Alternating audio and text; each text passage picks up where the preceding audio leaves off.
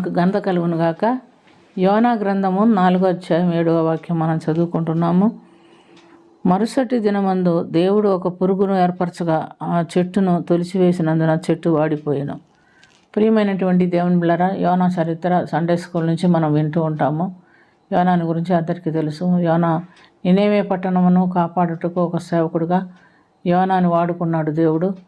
అతను దేవుని చేత ఏర్పరచబడిన వాడై ఆ నినేవే ప్రజలు దేవునికి వ్యతిరేకంగా జీవించినందున వారికి ఒక దినమంతా ప్రయాణం చేసేసి వార్త ప్రకటిస్తున్నట్లుగా మనం చూస్తున్నాం. ఈ యోనా ఇచ్చినటువంటి ప్రకటన బట్టి నినేవే వారు మారు మనసు పొంది దేవుని ఉగ్రత నుంచి తప్పించుకున్నట్టుకు దేవుడు సహాయము చేశాడు. అతడు దేవుడు ప్రకటించిన మాట ప్రకారంగా నినేవేని నాశనం చేయబోతున్నానని దేవుడు ప్రవక్త ద్వారా ప్రకటించిన మాటను బట్టి మరి ఆ ప్రజలు మారు మనసు పొంది రక్షణ పొందారని, వాళ్ళు నశింపజేయబోవటం లేదని వినినటువంటి యోనాకు బహు కోపం వచ్చింది. అతడు తూర్పు తట్టుకు వెళ్ళి ఒక స్థలం ఏర్పరచుకొని పందిరి ఒకటి వేసి అక్కడ కూర్చొని నినేవే పట్టణమునకు కలుగుపోయిన నాశనాన్ని గురించి ఎదురు చూస్తున్నట్లుగా మనం చూస్తున్నాం. ప్రియమైనటువంటి దేవునిలారా, యోనా ఎప్పుడైతే ఆ పందిరి వేసుకున్నాడో దేవుడు అతనికి నీడగలవాలని కావాలని ఒక సొర చెట్టును ఏర్పరిచి ఆ యొక్క సొర చెట్టును మొలిపించి ఆ పందిరి చుట్టూ అది చుట్టుకునేటట్టుగా ఆయనకు చక్కని నీడ ఇచ్చేటట్టు సహాయం చేసినట్టు మనం గమనిస్తున్నాం. అందులో యోనా సేద తీర్చుకున్నాడు. ఇందులేక మరుసటి దినమందు దేవుడు ఒక పురుగుకు సెలవిచ్చెను ఆ సొర చెట్టును తొలిసివేయమని చెప్పి. ఆ సొర చెట్టును తొలిసివేయగా సొర చెట్టు ఏమైపోయింది, ఎండిపోయింది. మరి ఎండ వచ్చింది, వెట్ట తగిలింది. యోనాకు బహు కోపం వచ్చింది. నేను ఇంతకంటే చచ్చిపోవటం మేలని అనుకున్నాడు. అప్పుడు దేవుడు యోనాతో మాట్లాడుతున్నాడు. కుడి ఎడమలు ఎరగనటువంటి నా ప్రజలు 1,20,000 కంటే అధికమైనటువంటి ప్రజలు వాళ్ళు నశించిపోలేదని నువ్వు ఎదురు చూస్తున్నావే. వాళ్ళు బ్రతకాలని నేను కోరుకున్నాను కాదు కనుకనే కదా నిన్ను ఒక సేవకుడిగా అక్కడికి పంపించాను.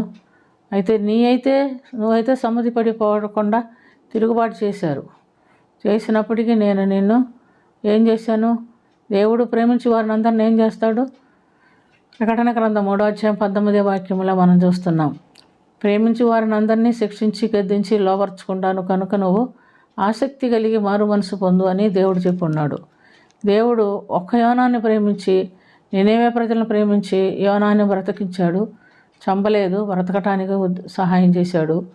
దేవుడు అతన్ని ప్రేమించి అతన్ని బ్రతికించినందున అతని కృతజ్ఞత కలిగి ఉండకుండా ఇంతమంది నినేవే ప్రజలు చచ్చిపోలేదని బాధపడుతున్నట్లుగా మనం గమనిస్తున్నాం. అందుకని దేవుని యొక్క స్వభావం ఏమిటంటే దేవుడు తప్పు చేసిన వారిని హెచ్చరించి బుద్ధి చెప్పి వాళ్ళు మారు మనసు పొందినట్లుగా సహాయము చేస్తాడు. అయితే మనుషుల స్వభావం ఏమిటి? తప్పు చేసిన వారు చచ్చిపోవాలని మనం కోరుకుంటాం. వాళ్ళకి ఖచ్చితంగా శిక్ష కలగాలి, వాళ్ళు నష్టపోవాలి, వాళ్ళు చచ్చిపోవాలి, వాళ్ళు బ్రతికి ఉండకూడదని మనం కోరుకుంటాం. అది మనకు దేవునికి మధ్యలో ఉన్నటువంటి తేడా. ప్రియమైనటువంటి దేవునిలారా, కాబట్టి మనం దేవుని ప్రేమకు పాత్రులమే. అందుకని ఈ లోకంలో ఇంతకాలం మనం జీవిస్తున్నాం. మనమేం మంచివారమని కాదు కానీ, మన గొప్పవారమని కాదు కానీ, దేవుని యొక్క ఉచితమైన కృపలో, దేవుని యొక్క ఉచితమైన ప్రేమలో మనం జీవిస్తున్నాం. మనలో ఎవడైనా నాలో పాపం లేదు, నేను ఎప్పటికీ పాపం చేయలేదని అనగలిగిన వాడు ఎవడైనా ఉన్నాడా? ఎవడు లేడు. మనమందరం ఒకప్పుడు పాపులమే.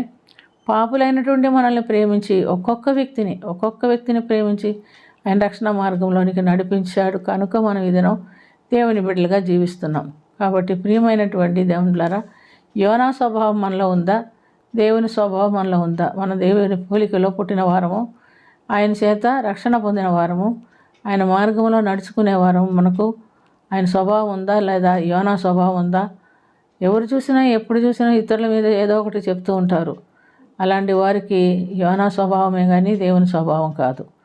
నిన్ను గురించి నువ్వు మొదట తెలుసుకొని దేవుని యొద్ద క్షమాపణ పొందుకున్నావని తెలిసి ఇతర పట్ల ప్రేమ చూపించే బాధ్యత మనకుందని ఈ గ్రంథం ద్వారా మనం చూస్తున్నాం. కనుక దేవుని కృప కొరకు ప్రార్థన చేసుకుందాం. ప్రేమ కలిగిన తండ్రి, కృప కలిగిన ప్రభా, నీ యొక్క గొప్ప ప్రేమను బట్టి, గొప్ప కరుణను బట్టి మేము నీ బిడ్డలుగా మార్చబడి ఉన్నాము. నువ్వు మమ్మల్ని ప్రేమించి మేము పాపులమైనప్పటికీ మమ్మల్ని నాశనానికి అప్పగించకుండా, మరణానికి అప్పగించకుండా జీవింపజేస్తున్నావు. కనుక మేము జీవించి ఉన్నాం. కనుక నువ్వు మాకు చూపిన ప్రేమ ఇతరులకు కూడా మేము చూపించుటకు బాధ్యత కలిగిన వారమై ఉన్నామని మేము ఎరిగి ఉన్నాం. అలాంటి జీవితం మాలో ఎవరైనా జీవించలేకపోతే క్షమించండి. వారు కూడా నీ క్షమాపణ పొందిన వారు కనుక ఇతరులను క్షమించి ప్రేమించే మనసు మాకును కలుగు చేయమని, దీవించమని, నడిపించమని ప్రార్థన ఆలకించినందుకు స్తుతి స్తోత్రం చెల్లించుకొంచు యేసుక్రీస్తు పుణ్యనామమున మిక్కిలి వినయంతో అడిగి వేడుకొంచున్నాము తండ్రి. ఆమేన్.